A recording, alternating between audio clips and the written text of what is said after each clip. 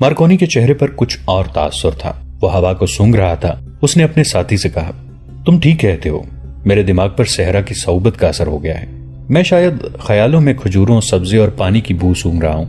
میں اس بو سے اچھی طرح واقف ہوں، یہ میرا تجربہ ہے۔ میرے سونگنے کی حس مجھے دھوکہ دے رہی ہے۔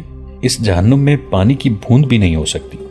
مارکونی، اس کے ساتھی نے اس کا بازو پکڑا اور اسے روک لیا اور کہا، میں بھی ایک بو سونگھ رہا ہوں، موت کی بو۔ مجھے موت اپنی طرف بڑھتی ہوئی محسوس ہو رہی ہے۔ آؤ دوست، جدھر سے آئے ہیں ادھر ہی لوٹ چلیں۔ اگر تم سمجھتے ہو کہ میں بزدل ہوں تو مجھے میدان جنگ میں بھیج دو۔ 100 مسلمان کو کاٹنے سے پہلے نہیں مروں گا۔ مارکونی زیادہ باتیں کرنے والا آدمی نہیں تھا۔ اس نے اپنے ساتھی کے کندھے پر ہاتھ رکھا اور مسکرا کر کہا، ہم 100 نہیں 1000 مسلمانوں کو کاٹیں گے اور مریں گے نہیں، میرے ساتھ آؤ۔ وہ ساتھی کو لے کر چڑھائی چڑھنے لگا۔ چڑھائی زیادہ اونچی نہیں تھی، زمین آہستہ آہستہ اوپر اٹھ رہی تھی۔ سورج آگے نکل گیا تھا، سائے لمبے ہوتے جا رہے تھے۔ ان دونوں کو تھکن نے چور کر دیا تھا۔ وہ آگے کو جھکے ہوئے بڑھتے گئے اور اوپر اٹھتی ہوئی انتہائی بلندی تک پہنچ گئے۔ ریت نے ان کی آنکھیں بھر دی تھی۔ مارکونی نے آنکھیں مل کر دیکھا، آگے ڈھلان تھی اور چھوٹی چھوٹی ٹیکریاں۔ وہ ایک ٹیکری پر چڑھ گیا۔ اس نے اپنے ساتھی کو آواز دی اور بیٹھ گیا۔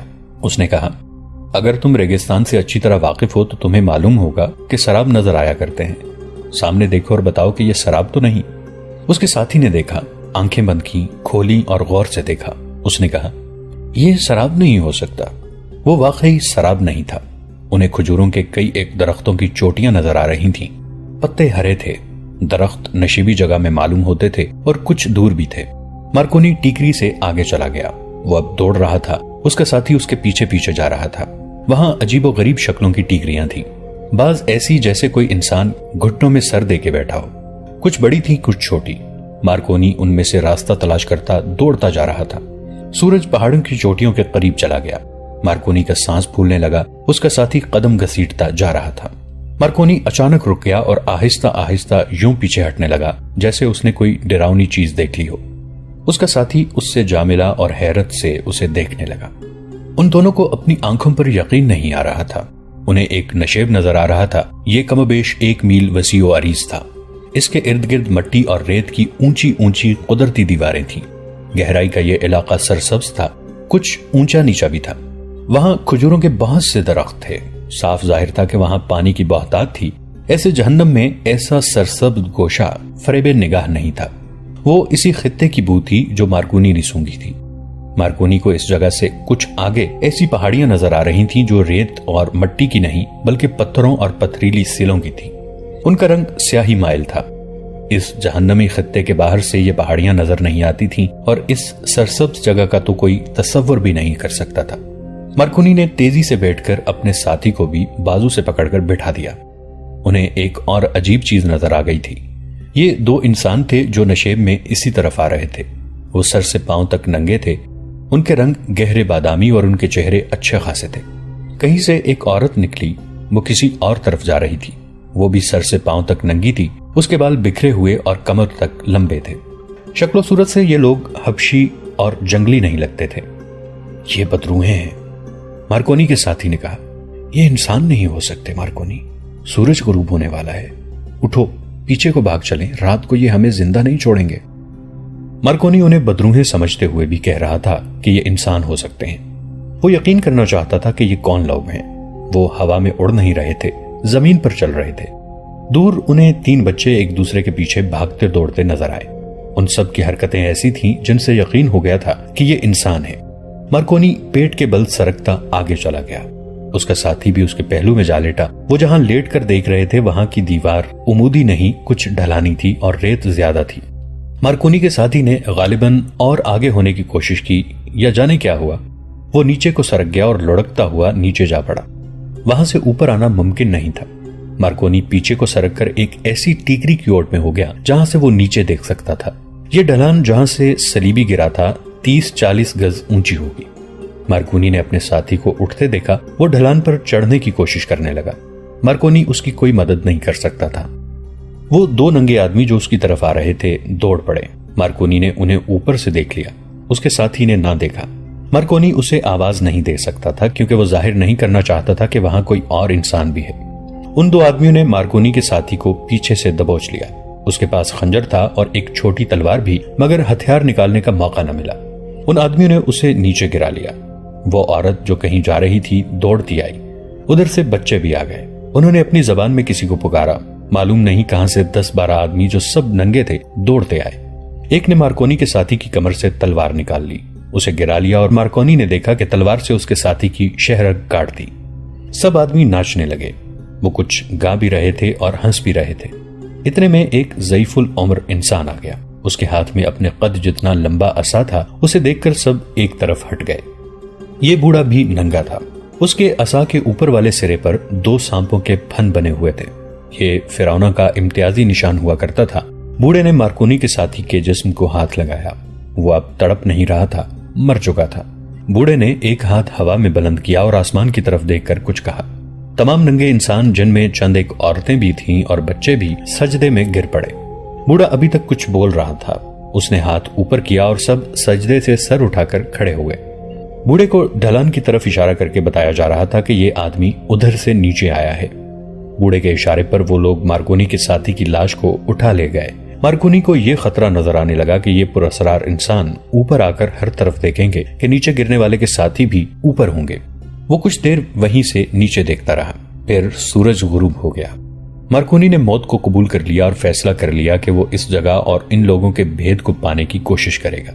اس نے ایک ہاتھ میں خنجر اور دوسرے ہاتھ میں چھوٹی تلوار لے لی اور ادھر ادھر دیکھتا ایک اور سمت چل پڑا۔ شام اندھیری ہوتی جا رہی تھی۔ وہ اوپر ہی اوپر سے اس طرف جا رہا تھا جس طرف وہ اس کے ساتھی کو لے کر گئے تھے۔ وہاں کوئی آہٹ اور کوئی آواز نہیں تھی، ڈراؤنا سا سکوت تھا۔ وہ دائیں بائیں اور پیچھے دیکھتا آگے ہی آگے چلتا گیا۔ وہ نشیب کی گولائی کے ساتھ ساتھ جا رہا تھا۔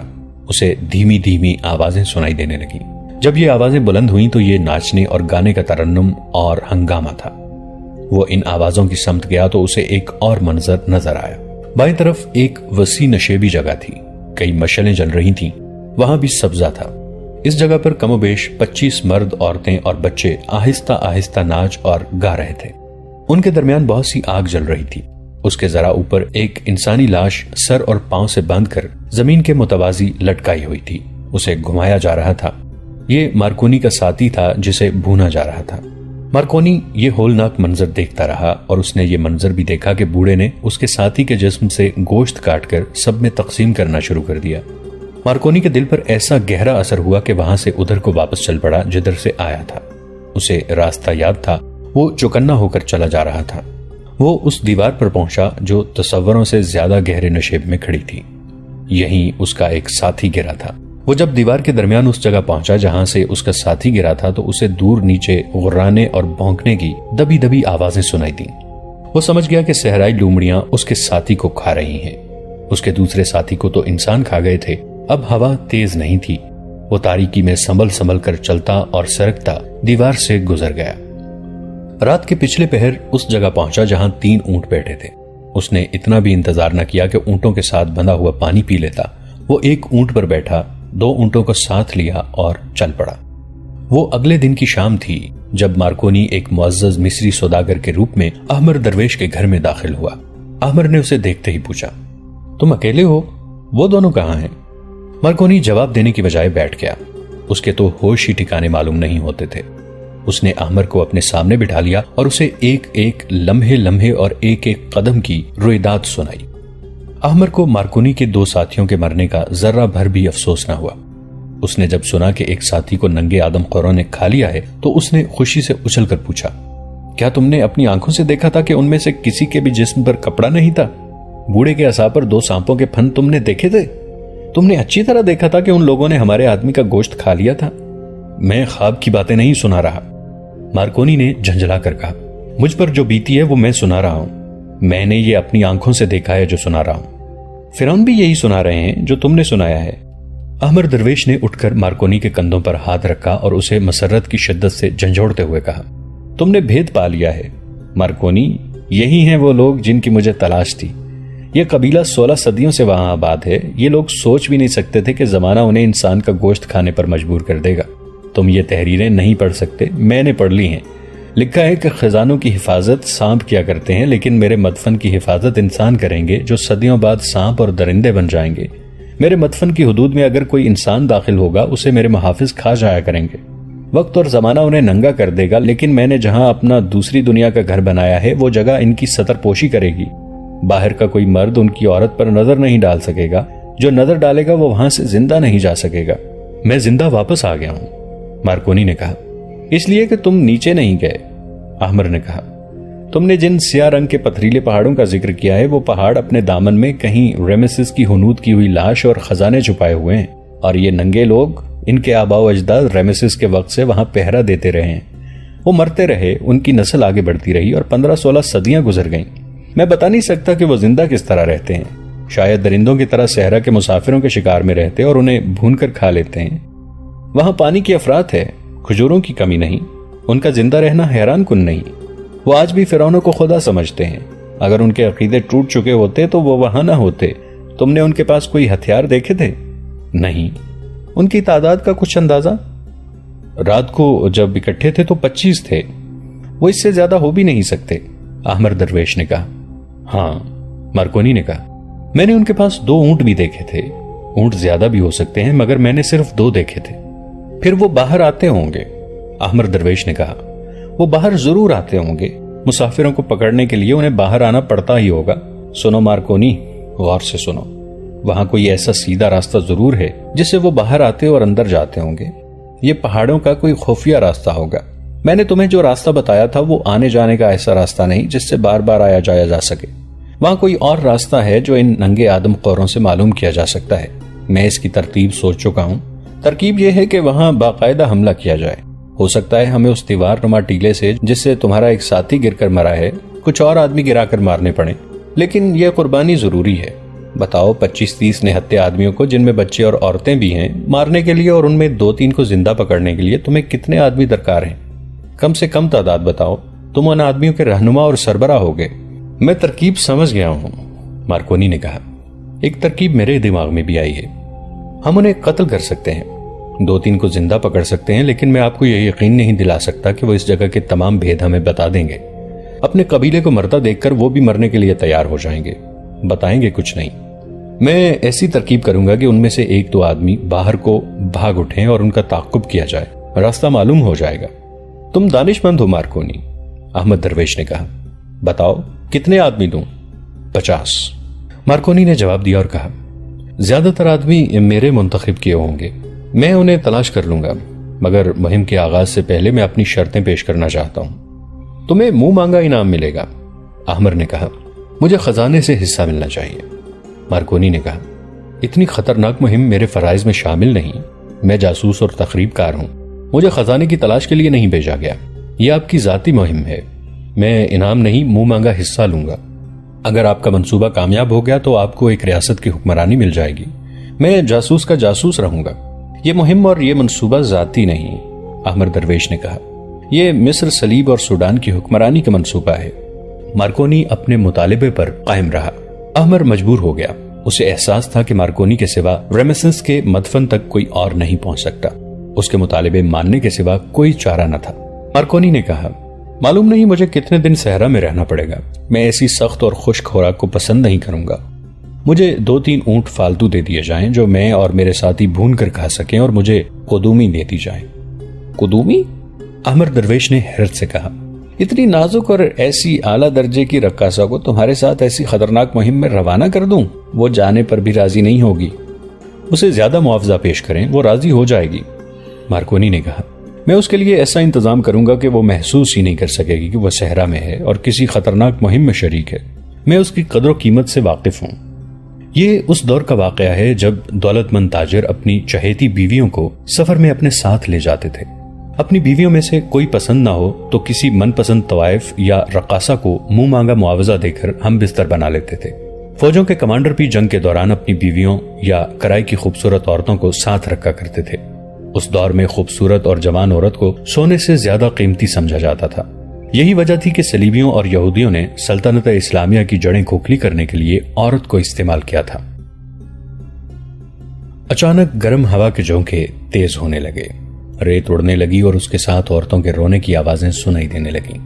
2 یا 3 عورتیں اونچی آواز میں رو رہی تھیں۔ مارکونی کے ساتھی گھبرا گئے۔ مارکونی نے کان کھڑے کر لیے۔ ایک ساتھی نے اسے کہا، اس دوزخ میں کوئی عورت زندہ نہیں ہو سکتی، یہ پدروہیں ہیں۔ یہ کچھ بھی نہیں ہے، مارکونی نے کہا۔ بدروہیں بھی نہیں، زندہ عورتیں بھی نہیں، یہ ہوا کی پیدا کی ہوئی آوازیں ہیں۔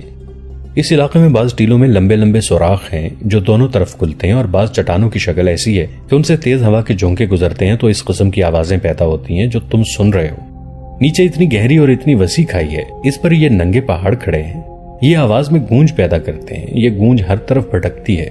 ڈرو نہیں۔ مگر اس کے ساتھیوں پر ایسا خوف طاری ہو گیا تھا جس پر وہ قابو نہیں پا سکتے تھے۔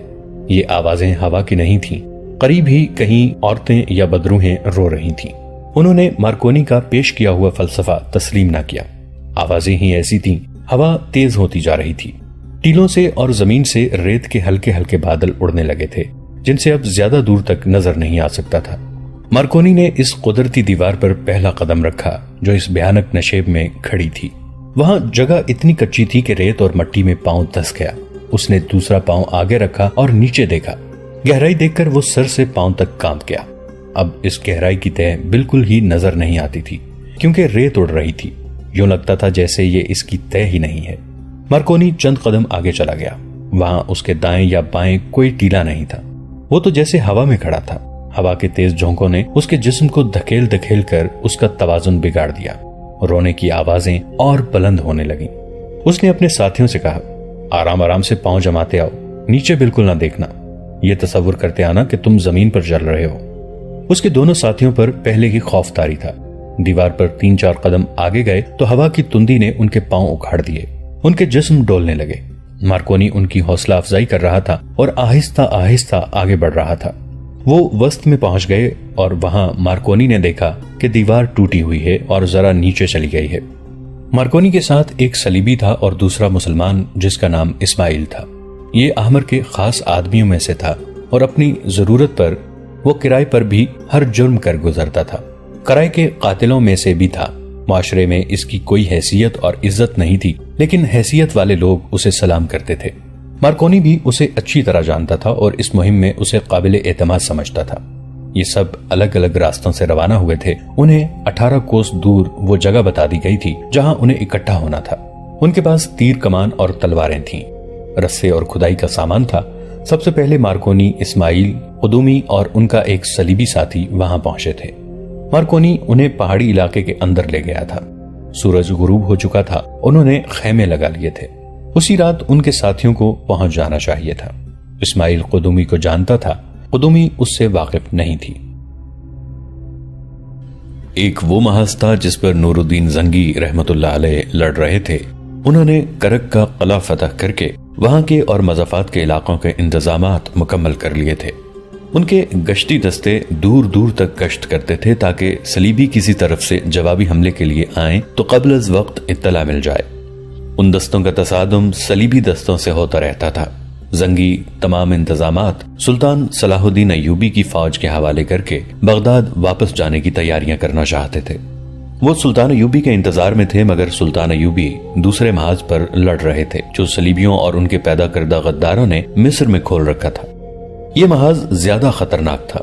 سلطان ایوبی اس زمین دوز محاذ پر لڑنے کی اہلیت رکھتے تھے۔ وہ خوب مقابلہ کر رہے تھے، مگر انہیں ابھی پتہ نہیں چلا تھا کہ ایک محاذ اور بھی کھل گیا ہے۔ یہ تھا فرعون کے مدفنوں کی تلاش۔ شام کے کھانے کے بعد سلطان ایوبی اس کمرے میں گئے جہاں وہ اپنے سالاروں اور دیگر حکام کو اکٹھا کر کے احکامات اور ہدایات دیا کرتے تھے۔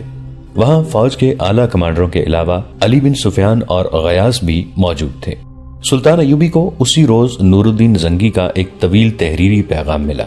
انہوں نے اس پیغام کے ضروری حصے کمانڈروں کو سنائے۔ زنگی رحمت اللہ علیہ نے لکھا تھا، عزیز صلاح الدین، اللہ تمہیں زندہ و سلامت رکھے۔ اسلام کو تمہاری بہت ضرورت ہے۔ کرک اور گرد و پیش کے علاقے دشمن سے صاف ہو چکے ہیں۔ گشتی دستے جاتے ہیں تو صلیبیوں کا کوئی دستہ کبھی کبھی ہمارے کسی دستے سے الجھ پڑتا ہے۔ صلیبی مجھ پر یہ روب ڈالنے کی کوشش کر رہے ہیں کہ وہ ابھی یہی ہیں۔ تمہارے تیار کیے ہوئے چھاپا مار دستے تعریف کے قابل ہیں، بہت دور تک چلے جاتے ہیں۔ تم نے ان پر جو محنت کی ہے وہ اس کا صلہ دے رہے ہیں۔ تمہارے جاسوس ان سے بھی دلیر اور عقل مند ہیں۔ ان کی نظروں سے میں اتنی دور بیٹھا ہوا دشمن کی ہر ایک حرکت دیکھ رہا ہوں۔ دوستو، آج کے لیے اتنا ہی۔ اسی کہانی کی اگلی قسط کے ساتھ بہت جلد حاضر ہوں گے۔ نیچے کامنٹ سیکشن میں اپنی رائے کا اظہار ضرور کیجیے گا۔ ہمارے اس چینل کو سبسکرائب کر کے نیچے موجود بیل آئیکن کو بھی ضرور کلک کیجیے گا۔ اگلی ملاقات تک کے لیے ہمارا اور آپ کا اللہ نگہبان۔